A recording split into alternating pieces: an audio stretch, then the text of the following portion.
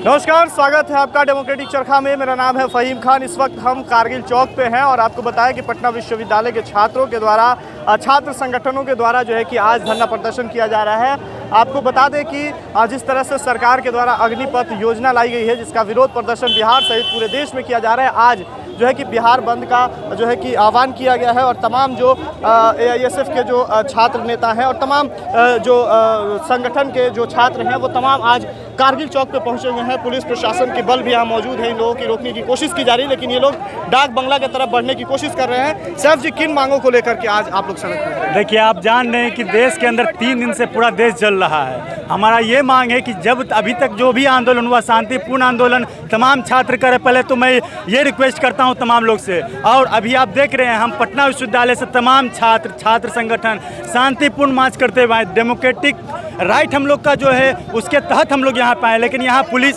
चूँकि आपको मालूम है कि घोषित आज बिहार बंद है, लेकिन तब भी पुलिस हम लोग को यहाँ रोक रही है। हम लोग का है कि आप डाक बंगला चौराहा तक जाने दीजिए, लेकिन इससे आगे अरे आप उनको नहीं रोक पा रहे हैं जो ट्रेन चला रहे हैं, उसको जाके रोकिए। लेकिन आप जो शांतिपूर्ण मार्च कर रहे हैं आप उनको रोक रहे हैं। आपको क्या दर्शाता है?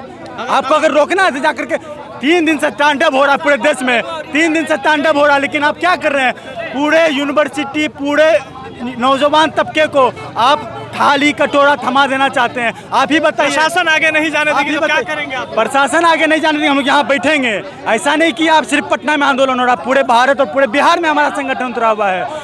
आप ये मैसेज बहुत गलत दे रहे हैं कि आप जो है पुलिस प्रशासन आकर के छात्रों को रोक रही है। अरे आप डेमोक्रेटिक तरीके से हमको आगे जाने दीजिए। हम भी कोई तोड़फोड़ नहीं चाहते हैं, हम बस सांकेतिक चाहते हैं। और हम ये चाहते हैं कि नरेंद्र मोदी जो फरमान आया है, काला कानून लेकर आए हैं, उसे वापस ले, नहीं तो तमाम छात्र नौजवान पूरे यूनिवर्सिटी, पूरे गांव कस्बे से लोग निकलेंगे। और ये समझ ले, वो बोलता है ना कि ये अभी तो ये अंगड़ाई है, आगे और लड़ाई है। तो नरेंद्र मोदी जान ले, यही बिहार है जहां JP आंदोलन हुआ था, और यही बिहार है। अगर आप नहीं चेतिएगा तो आने वाले दिनों में आपका कुर्सी डोल जाएगा। आप नौजवान छात्रों से अपने आप को ज़्यादा परेशान मत कीजिए छात्रों को, नहीं तो आपको इसका अंजाम भुगतना पड़ेगा। कुछ और लोग बताइए, क्या कहेंगे, किन मांगों को लेकर के आज सड़क पर उतरे हैं? हाँ सर, सड़क पर उतरने के पीछे सबसे बड़ा कारण है कि जब ये लोग रिटायरमेंट दे रहा है यंग लड़का लोग को, तो ये लोग का एज भी तो हो गया है 75, 80, 85, 90। तो ये लोग कोई राष्ट्रपति चुनाव लड़ेगा, ये लोग अपने में भी लाए कि पॉलिटिक्स में भी एक रिटायरमेंट का समय होना चाहिए, उसमें भी ये लोग रिटायरी लें।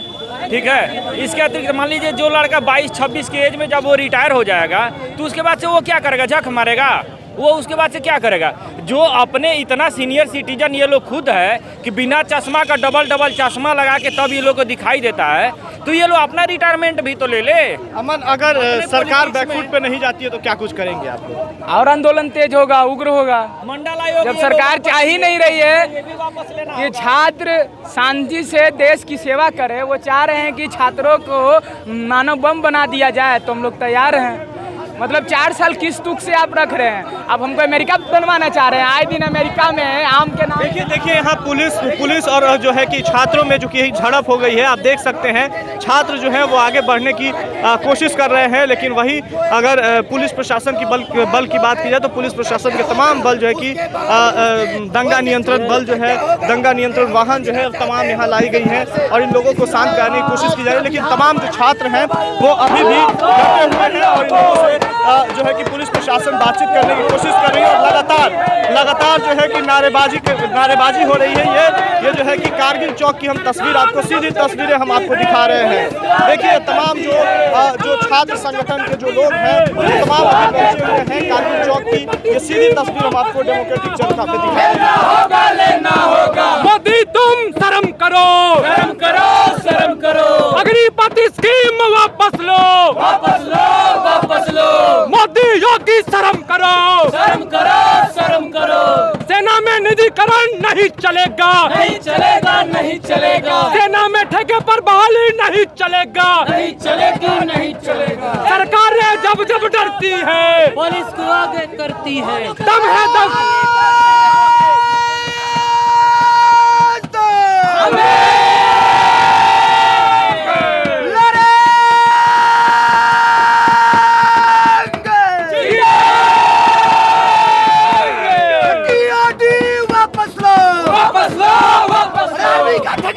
नहीं चलेगा, नहीं चलेगा, नहीं नहीं चलेगा। देश की सुरक्षा के साथ खिलवाड़ नहीं सहेंगे, नहीं सहेंगे, नहीं आर्मी का सहेंगे, ठेकाकरण नहीं चलेगा, नहीं चलेगा, नहीं चलेगा। टीओडी वापस लो, वापस लो, वापस लो, वापस तुमको लेना होगा, लेना होगा, लेना होगा। टीओडी वापस लो, वापस लो, वापस लो, टीओडी वापस लो।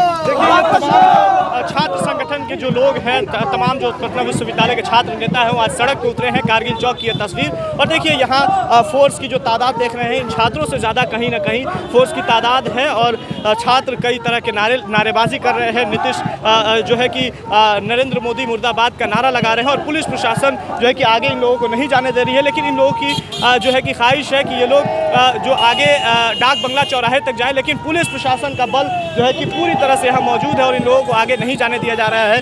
क्या लग रहा है, अगर यहाँ से आगे आप लोगों को नहीं जाने दिया जाए तो क्या कुछ करने वाले हैं आप लोग? देखिए, बात तो सीधी है कि आप खुद ही अपनी बात में कहा कि जितने छात्र हैं उससे कई गुना 20 गुना ज़्यादा पुलिस बल है यहाँ पर। मतलब साफ बात है कि ये सरकार डर चुकी है। ये जो तमाम पूरे देश भर में जो छात्र आंदोलन कर रहे हैं उससे ये सरकार डरी हुई है।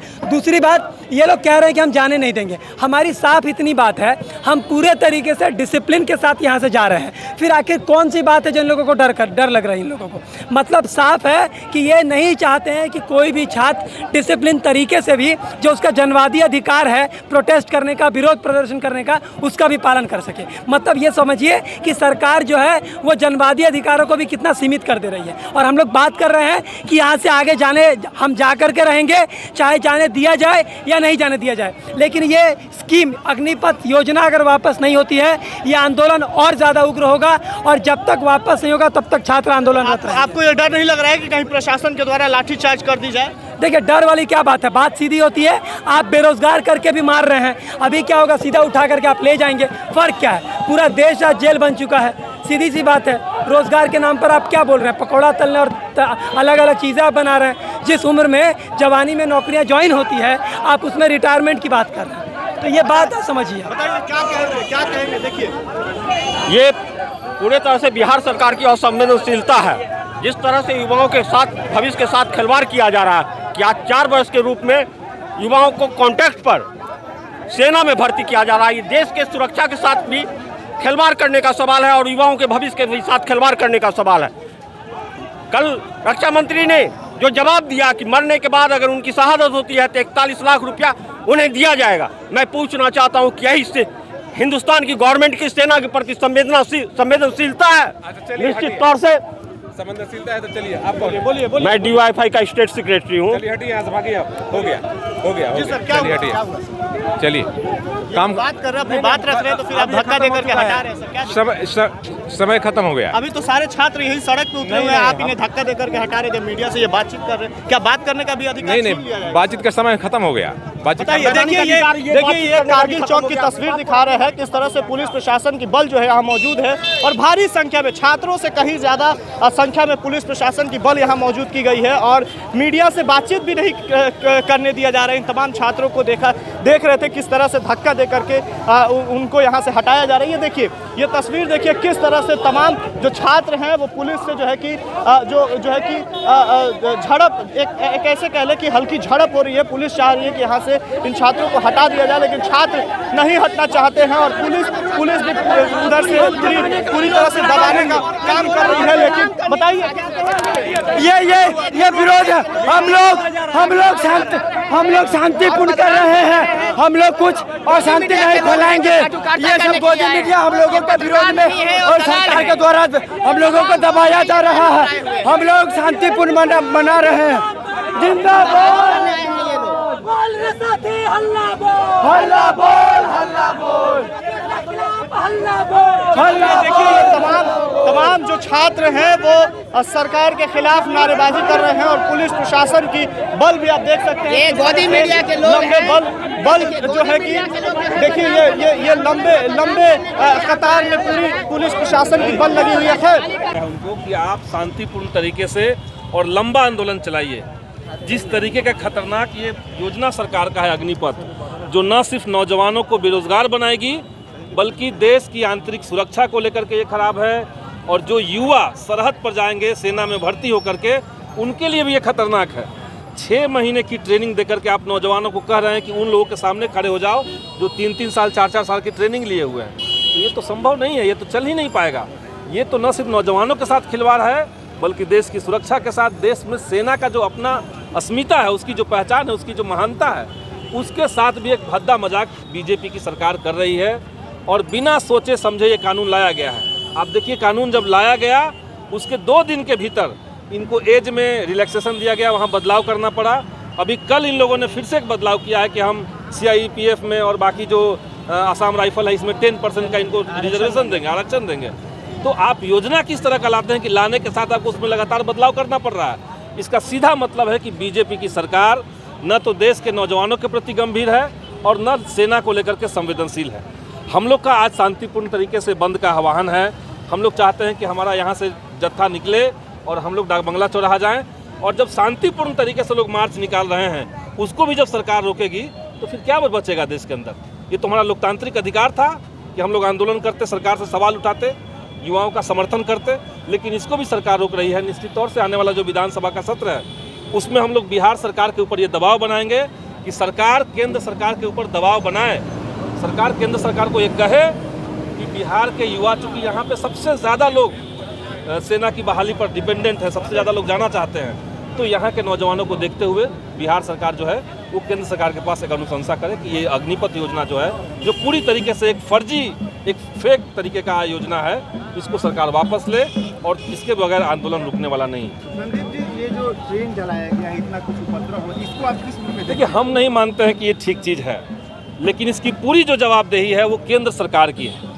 इतनी बड़ी भूल, इतनी बड़ी गलती, इतना खतरनाक प्रस्ताव सरकार लेकर के क्यों आई, जिससे देश का हर एक गांव देहात के छोटे छोटे सब लोग जो हैं, सब गांव में, टोलों में, सब जगह पे आक्रोश लोगों में है। जो सेना में जाने की तैयारी कर रहे थे उनके अंदर आक्रोश है। जो लोग जिनका जो बहाली है वो पेंडिंग पड़ा हुआ था, एयरफोर्स के 2 बैच का बहाली पेंडिंग पड़ा हुआ है, आर्मी का बहाली पेंडिंग पड़ा हुआ है, ये तमाम जो युवा हैं इनको लग रहा है कि हमारे साथ इतना बड़ा छलावा कैसे हो सकता है। तो कहीं ना कहीं इसका आक्रोश लोगों में है। तब भी हम युवाओं से कह रहे हैं कि पूरा देश आपके साथ खड़ा है। आपको ज़रूरत इस बात की है कि इस आंदोलन को लंबा चलाना है और अहिंसक तरीके से, बिना तोड़फोड़ किए, बिना ट्रेन में आग लगाए, बिना किसी प्राइवेट या सरकारी संपत्ति को नुकसान पहुंचा चलाना चाहिए। ये हम बार बार नौजवानों से अपील भी कर रहे हैं। आगे भी ऐसी हम तमाम आपको तस्वीरें दिखाएंगे, लेकिन आपको बताएं कि ये विरोध प्रदर्शन पिछले 3-4 दिनों से चल रहा है। बिहार सहित पूरे देश में कई जगह तो सरकारी संपत्तियों को भी जलाया जा रहा है, लेकिन अगर पटना की बात की जाए तो यहाँ शांतिपूर्ण तरीके से धरना प्रदर्शन हो रहा है, लेकिन प्रशासन के द्वारा इन लोगों को आगे जाने की अनुमति नहीं मिल रही है। हालांकि पुलिस और छात्रों के बीच झड़प भी हो रही है। अब देखना आगे होगा कि इन लोगों को पुलिस आगे जाने देती है या फिर इन लोगों को यहीं रुक करके शांतिपूर्ण तरीके से धरना प्रदर्शन करना होगा। अभी के लिए इतना ही। ऐसी तमाम खबरें हम आपको दिखाएंगे। बने रहिए डेमोक्रेटिक चरखा के साथ। कैमरा पर्सन प्रवीण के साथ फ़हीम खान, डेमोक्रेटिक चरखा, पटना।